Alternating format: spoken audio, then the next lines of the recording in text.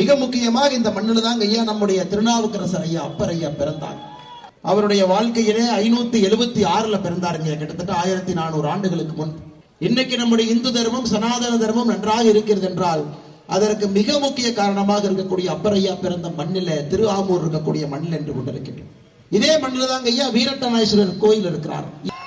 இதே கோவில்ல தான் சைவ சமயத்திற்கு திரும்ப திருநாவுக்கரசர் ஐயாவை நம்முடைய சிவபெருமான் கடவுள் அவங்க கூட்டிட்டு வந்தார். 20வது வயதிலே அப்பர் அவர்கள் சமணத்தை நோக்கி போயிட்டார். திரும்ப 60 வயசு இருக்கும் பொழுது மறுபடியும் சிவபெருமான் அவர்கள் நேரடியாக திருநாவுக்கரசர் அப்பர் ஐயாவை நேரடியாக கூட்டிட்டு வந்தாங்க சைவ மதத்திற்கு. பலாப்பழம், பன்ருட்டி பலாப்பழம் என்றால் இதனுடைய சுவை உலகம் முழுவதுமே பன்ருட்டி பலா என்று கேட்பார். 70 ஆண்டு காலமாக மாறி மாறி ஆட்சி செஞ்சிருக்கிறார். பலாப்பழத்தை தாண்டி பன்ருட்டி வளர்ந்திருக்கான்னு பாருங்கய்யா. அதை தாண்டி பலாப்பழம் பதப்படுத்தக்கூடிய தொழிற்சாலை வந்திருக்கா, அதற்கான சேமிப்பு கிடங்கு வந்திருக்கா, குளிர்பதன கிடங்கு வந்திருக்கா, இல்ல பலாப்பழத்துல ஜூஸ் பலாப்பழத்துல ஜாம் இதெல்லாம் போட்டு கூட்டு மதிப்பு செய்து இன்னும் விவசாய பெருமக்களுக்கு அதிகமான பணம் கொடுக்க முடியும் என்கின்ற அளவுக்கு ஆட்சியாளர்கள் யோசிச்சிருக்காங்களான்னு பாருங்க. கிட்டத்தட்ட 1000 ஏக்கர் 150 கிராமத்துல பலா சாகுபடி பன்ருட்டியில் மட்டுமே நடக்குது. 10,000 ஏக்கர்ல பன்ருட்டியில மட்டுமே முந்திரி சாகுபடி பண்றீங்க ஐயா. இன்னைக்கு பெனின் ரிபப்ளிக், காங்கோ, ஆப்பிரிக்காவில் இருக்கக்கூடிய குட்டி குட்டி நாடுகள்லாம் அந்த ஊர்ல இருக்கக்கூடிய முந்திரியை ஒரு தொழிற்சாலையாக ஒரு ஏற்றுமதி இயந்திரமாக மாற்றிருக்கும் பொழுது, ஆனா ஒரு தேர்தலிலும் ஆண்ட கட்சிகளும் ஆளுகின்ற கட்சியும் நாங்க வந்தா முந்திரி தொழிற்சாலை பதப்படுத்தக்கூடிய தொழிற்சாலை ஆரம்பிப்போம், நாங்க வந்தா முந்திரி ஜாம பண்ணுவோம், நாம வந்தா முந்திரி ஜூஸ் பண்ணுவோம். எவ்வளவு பொய் சொல்லி இந்த பகுதி உள்ளூர் இருக்கிற எம்ஆர்கே பன்னீர்செல்வம் போய் கேட்டீங்கன்னா அவருடைய மகனை எப்படி எம்பி ஆக்கலாங்கிறது தான் பாதி நேரம் யோசிச்சுட்டு இருக்காரோ தவிர எப்படி இங்கே முந்திரி தொழிற்சாலையும் பலாப்பழ தொழிற்சாலையும் கொண்டு வருவதற்கு பத்தி அவங்ககிட்ட ஐடியாவும் இல்லை, நேரம் இல்லைங்க ஐயா. ஒருவேளை பரவாயில்ல எம்பியை போய் கேட்கலான்னு அவங்க எம்பி ரமேஷை போய் தொலாவினீங்கன்னா காவல்துறையும் அவனை தொலாகிட்டு இருக்கு. அவர் அடிச்சு கொண்டாரல்லங்க ஐயா. செப்டம்பர் 2021 அவருடைய முந்திரி தொழிற்சாலை தோட்டத்துல வேலை செய்யக்கூடிய அந்த சகோதரர் கோவிந்தராஸ் அவர் இந்த ஊருக்காரர். அப்புறம் கீழே நம்முடைய கட்சி நண்பர்கள் எல்லோரும் இணைந்து சண்டை போட்டு ஒரு வழக்கு பதிவு செய்வதற்கே பாரதிய ஜனதா கட்சி தலைகீழாக நின்று எஃப்ஐஆர் போட்டு ஐயா. பக்கத்துல பாத்தீங்கன்னா நம்முடைய கடலூர் மாமன்ற உறுப்பினர் 28வது வார்டிலிங்க ஐயா பாரதிய ஜனதா கட்சியினுடைய கவுன்சிலர் சக்திவேலன் இருக்கார். ஒரே ஒரு கவுன்சிலர் சண்டை போட்டு அவருடைய பகுதிக்கு ரோடு வேறுன்னு சண்டை போட்டார். அங்க இருக்கக்கூடிய மேயர் பாத்தீங்கன்னா ரோடே போடாம ரோடு போட்டதோ ஒரு பில்லை போட்டு அவருக்கு தபால் அனுப்பிட்டாங்க. அதை எடுத்துட்டு போய் மாமன்றத்துல போய் சண்டை போறேன், ரோடே போடல ரோடு போட்டதா கணக்கு காட்டிருக்கீங்க. அங்க இருக்கக்கூடிய மேயர் என்ன பண்ணிருக்காங்கன்னா நம்முடைய மாமன்ற உறுப்பினர் திரு சக்திவேல் அவர்களை 6 மாசம் நீக்கி வச்சுட்டாங்க. இந்த தலைவர்கள் அடிக்கடி புலம்புறது என்னன்னா, நாங்கள் வரி அதிகமாக கொடுக்கிறோம், ஆனால் மத்தியில் இருந்து எங்களுக்கு திரும்ப வரக்கூடிய பணம் கம்மியா வருது. 2 டாக்ஸ்ல 2 பாட்டு இருக்குதுங்க ஐயா. வரியை பொறுத்தவரை நேரடி வரி, மறைமுக வரி. நேரடி வரியை பொறுத்தவரை 6,23,000 கோடி கொடுத்திருக்கிறோம். நமக்கு 6,96,000 கோடி வந்திருக்கு நேரடி வரி. மறைமுக வரியை பொறுத்தவரை அதுதான் ஜிஎஸ்டி சொல்லுவீங்க. இப்ப 100 ரூபாய் ஜிஎஸ்டி கொடுக்குறீங்கன்னா 50 ரூபாய் மாநில அரசுக்கு வந்துருங்க. 50 ரூபாய் மத்திய அரசு. மத்திய அரசுக்கு போற 50 ரூபாய்ல 21 ரூபாய் மறுபடியும் மாநில அரசுக்கு. அப்ப 71 ரூபாய் மாநில அரசுக்கு திரும்ப வந்துருது. 29 ரூபாய் மத்திய அரசுக்கு போகுது. அந்த 29 ரூபாய்ல மோடி ஐயா என்ன செஞ்சிருக்காரு அப்படின்னு நீங்க கேட்டீங்கன்னா, கடலூர் மாவட்டத்திற்கு மட்டுமே 68,373 குடும்பங்களுக்கு இலவச மோடி வீடு கட்டி கொடுத்திருக்காருங்க ஐயா. 3,91,132 வீடுகளுக்கு குழாயிலே குடிநீர் கொடுத்திருக்கிறாருங்க ஐயா. 3,07,213 வீடுகளுக்கு இலவச கழிப்பறைகள் கொடுத்திருக்கிறாருங்க ஐயா. 2,40,883 குடும்பங்களுக்கு முதல் முறையாக சமையல் எரிவாயு சிலிண்டர் 300 ரூபாய் மானியத்தோடு கொடுத்திருக்கிறாருங்க ஐயா. பிரதமருடைய மருத்துவ காப்பீடு திட்டம் 5 லட்சம் ரூபாய் திட்டங்க ஐயா.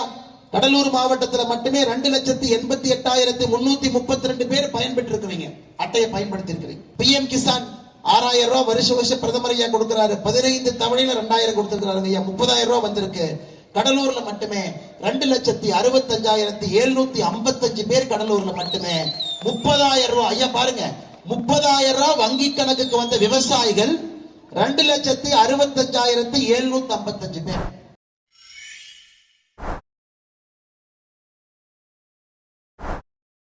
திருமதி தேவகி அவர்கள் பிரதம மந்திரி வீடு கட்டும் திட்டத்தினுடைய பயனாளி. திருமதி தங்காயி அவர்கள் இலவச கழிவறை திட்டத்தினுடைய பயனாளி. திருமதி லட்சுமி அவர்கள் தேசிய சமூக உதவி திட்டத்தினுடைய பயனாளி. திருமதி சத்யா அவர்கள் இலவச வங்கி கணக்கு திட்டத்தினுடைய பயனாளி. திரு ரகு அவர்கள் இலவச உணவு தானிய திட்டத்தினுடைய பயனாளி. திரு தண்டபாணி அவர்கள் விவசாய கௌரவ நிதியினுடைய பயனாளி. திருமதி வளர்மதி மகள் கண்ணன் 100 நாள் வேலைவாய்ப்பு திட்டத்தினுடைய பயனாளி. சதீஷ்குமார் சகோதரி கொளஞ்சி அவங்க வந்திருக்காங்க, பிரதமரின் இலவச குடிநீர் திட்டத்தினுடைய பயனாளி. நெய்வேலி மாநகரத்திற்கு வந்திருக்கின்றோம். 1957 கர்ம வீரர் காமராஜர் ஐயா இருந்த பொழுது அவருடைய பெரும் முயற்சியால் உருவான நிறுவனம் நெய்வேலி லிக்னைட் கார்பரேஷன். நம் முன்னால் கம்பீரமாக நின்று கொண்டிருக்கிறோம். என்எல்சி நிறுவனத்தில் 35 ஆண்டுகளாக நிரந்தர வேலை என்ன ஒருவரு கூட கொடுக்கல. குறிப்பாக யாரெல்லாம் நிலம் கொடுத்திருக்கின்றார்களோ அவர்களை மையப்படுத்தி ஒரு புதிய ரெக்ரூட்மெண்ட் பாலிசி, அதை நீங்கள் உடனடியாக அறிவிக்க வேண்டும் என்று போராடி கொண்டிருக்கின்றோம். நிச்சயமாக அதை செய்து காட்டுவோம் என்கின்ற நம்பிக்கை எங்களுக்கு இருக்கு. அடுத்த 4 ஆண்டுகள்ல என்எல்சி நிறுவனத்தில் மட்டுமே 4036 புதிய பணியிடங்கள் நமக்கு கிடைக்க போதுங்க. ரிட்டையர் ஆகிறாங்க. இன்னொரு பக்கம் நம்முடைய நிலத்தை யார் கொடுத்திருக்கின்றார்களோ அவர்களுடைய குழந்தைகளை பணியறுத்தும் பொழுது அன்ஸ்கில்டா வைக்கிறாங்க. அப்படி இருக்கும் பொழுது ஸ்கில்டு போஸ்ட்ல இருக்கக்கூடிய ரிட்டையர்மெண்ட் வேகன்சி வரும் பொழுது நீங்க அன்ஸ்கில்டில் இருக்கிறீங்க, உங்களுக்கு அதை தகுதி இல்லை என்கின்ற வார்த்தையை சொல்றாங்க. இந்த கட்சியினுடைய மாநில தலைவர் என்கின்ற முறையில உங்கள் முன்னால் நான் வைக்கின்றேன். 4036 பணியிடங்கள் இங்கே வரும் பொழுது அதிகப்படியாக நிலத்தை யார் கொடுத்திருக்கின்றார்களோ அவர்களுக்கு முன்னுரிமை கொடுக்க வேண்டியது அது இயற்கையினுடைய நீதி. யாரெல்லாம் நிலம் கொடுத்து விட்டு வாழ்வாதாரம் எனக்கு இங்கே வேலை வேண்டாம் தொகை மட்டும் கொடுக்கணும் 17 லட்சம் வாங்குறாங்களோ அதை இரட்டிப்பு செய்து 35 லட்சம் ரூபாய் கொடுக்க வேண்டும் என்பது பாரதிய ஜனதா கட்சியினுடைய மற்றும் ஒரு கோரிக்கை. ஐயா 1989 2023 வரை நிலம் கொடுத்தவங்க சில பேர் ஒரு தவணை பணம் வாங்கியிருக்கலாம், சில பேர் பணம் வாங்காம இருக்கலாம். ஆனா அந்த 35 ஆண்டுகள்ல எப்பொழுது அவர்கள் நிலம் கொடுத்திருந்தாலும் கூட இன்னைக்கு சந்தை மதிப்பு என்ன இருக்கோ அந்த பணத்தை அவர்களுக்கு கொடுக்க வேண்டும் என்பது எங்களுடைய 3வது கோரிக்கை. ஐயா நான் நிலம் கொடுத்துட்டேன், பணம் வாங்கிட்டேன், ஆனா மாற்றி இடம் வாங்கவில்லை என்று யார் சொல்லுகின்றார்களோ அவர்களுக்கு மத்திய அரசினுடைய புதிய நிலம் கையகப்படுத்தக்கூடிய கைட்லைன் படி அந்த எக்ஸ்ட்ரா வரக்கூடிய பணத்தையும் அவர்களுக்கு கொடுக்க வேண்டும் என்பது எங்களுடைய 4வது கோரிக்கை. நெய்வேலியிலிருந்து சொல்லுகின்றோம் சகோதர சகோதரிகள். இதை உடனடியாக என்எல்சி நிறுவனம் நோ அப்ஜெக்ஷன் சர்டிபிகேட் கொடுத்து எங்கே எல்லாம் தடை செய்திருக்கின்றார்கள் அதை கையகப்படுத்தக்கூடிய இடத்துல இல்ல, மைன் எக்ஸ்பான்ஷன் அங்க இல்ல, அந்த நிலத்துக்கான பணம் அவர்கள் கொடுக்கல, அங்கே விவசாயம் நடந்து கொண்டிருக்கிறது என்றால் உடனடியாக என்ஓசி மூலமாக மறுபடியும் விவசாயிகளுக்கு அந்த நிலத்தை வாங்கவோ விற்பதற்கோ முழு உரிமையை கொடுக்க வேண்டும் என்பது எங்களுடைய 5வது கோரிக்கை. ஒரு மனசென்ட் எடுக்கிறாங்கன்னா ஒரு சென்ட்டுக்கு 40,000 ரூபாய் கொடுக்கிறாங்க.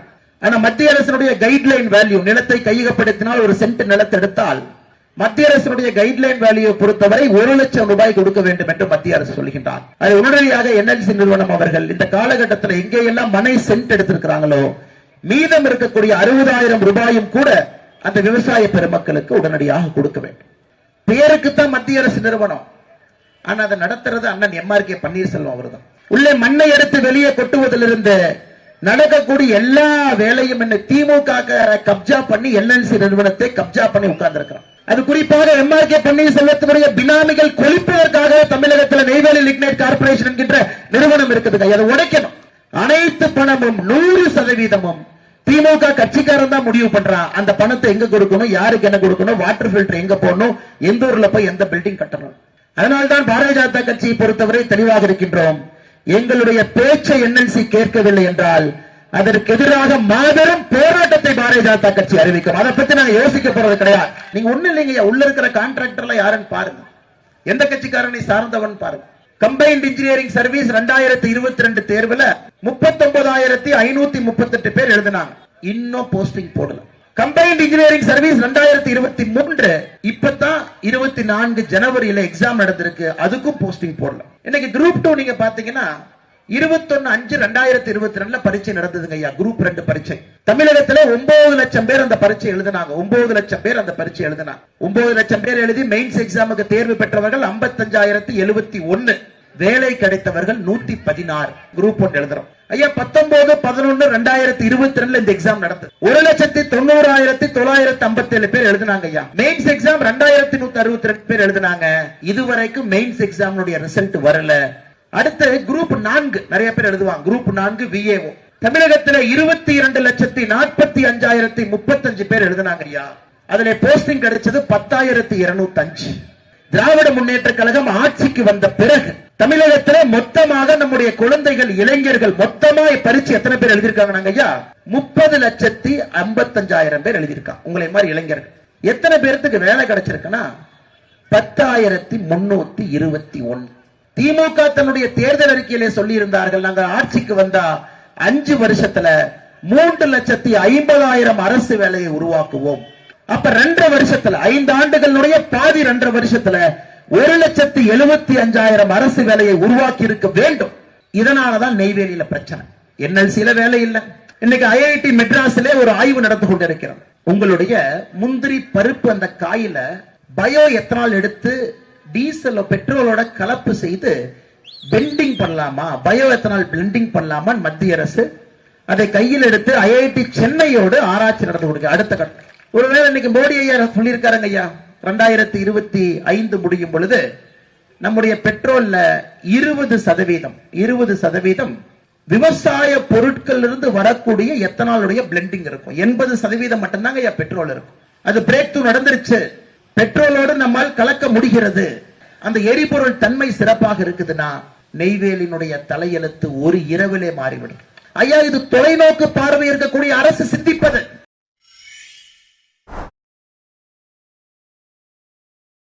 பிரதமரின் இலவச எரிவாயு திட்டத்தில் பயனாளி திருமதி இந்திரா. பாரத பிரதமரின் இலவச கழிவறை திட்டத்தின் பயனாளி திருமதி கீதா.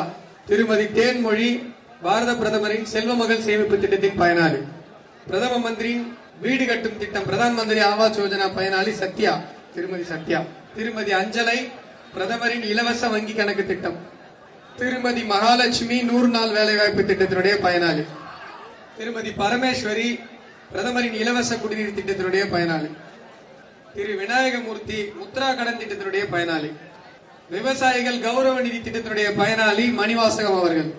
ஜெயலட்சுமி பாரத பிரதமரின் மருத்துவ காப்பீட்டு திட்டத்தினுடைய பயனாளி. அவருடைய மகன் அரவிந்த் வந்திருக்கிறார். இப்ப MRK பன்னீர்செல்வம் அவர்கள் விவசாயிகளுக்கு என்ன செஞ்சிருக்காருன்னு பார்க்கலாம் ஐயா. திருவண்ணாமலையில தன்னுடைய சொந்த நிலத்தை சிப்காட்டுக்கு கொடுக்க மாட்டேன் என்று போராடிய விவசாய பெருமக்கள் மீது இந்திய சரித்திரத்திலே முதலாக குண்டா சட்டத்தை போட்டார். தமிழகத்தில் விவசாயிகளிடத்தில் இருக்கக்கூடிய தண்ணீரை குறிவைத்து சிப்காட் வந்தா அதை கை கட்டி வேடிக்கை பார்ப்பது. சென்ற ஆண்டை ஒப்பிடும் பொழுது இந்த ஆண்டுல நெல் கொள்முதல் மட்டுமே 3 லட்சம் டன் குறைந்திருக்கிறது. நெல் கொள்முதல் செய்யணும்னா ஒரு விவசாயி ஒரு மூட்டை எடுத்து சென்றால் ஒரு மூட்டைக்கு 60 ரூபாயிலிருந்து 80 ரூபாய் லஞ்சம் வாங்கித்தான் அந்த மூட்டையை கொள்முதல் செய்வது 4வது சாதனை. திமுக ஆட்சிக்கு வந்த பொழுது தேர்தல் அறிக்கையில சொன்னாங்க, நாங்க ஆட்சிக்கு வந்தா குறைந்தபட்ச ஆதரவு விலை கரும்புக்கு 4,000 ரூபாயும் நெல்லுக்கு 2,500 ரூபாயும் கொடுப்போம் என்று சொன்னார்கள். 31 மாசமாச்சு, கை கட்டி விவசாய அமைச்சர் வேடிக்கை பார்த்துக் கொண்டிருக்கின்றார். எதுவும் வரலைங்க. இது தேவையில்லாத ஆணை, இதை பிடுங்கி எரிந்து விடலாம். அதுபோல தமிழகத்திற்கு ஒரு தேவையில்லாத ஆணினா MRK பன்னீர்செல்வம் அவர். கட்ட பஞ்சாயத்து, ஆள் மிரட்டல், யாராவது அவங்க இழுத்து அரசியல் பண்ணா கையை உடைச்சிருவேன் காலை உடைச்சிருவேன், இந்த மாதிரி தான் தமிழ்ல பேசுவார். உங்களுடைய சரித்திரம் 2,500 ஆண்டுகள் குறிச்சிப்பாடியில மனிதர்கள் வாழ்ந்திருக்கிறார்.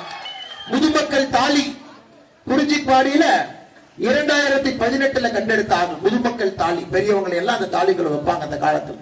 அதனுடைய முதுமக்கள் தாலியினுடைய வயதை பரிசோதித்து பார்க்கும் பொழுது 2,500 ஆண்டுகளுக்கு மேலே அந்த முதுமக்கள் தாலியினுடைய வயதுங்க. Carbon dating.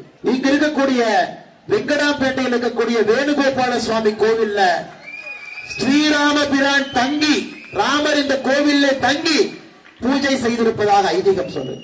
MRK பன்னீர்செல்வம் அவர்கள் முழு நேரமாக என்ன யோசிக்கிறாங்கன்னா, அவருடைய பையன் கதிரவன் எப்படி கடலூர் எம்பியா மாத்தலான்னு யோசிச்சுட்டு இருக்காங்க.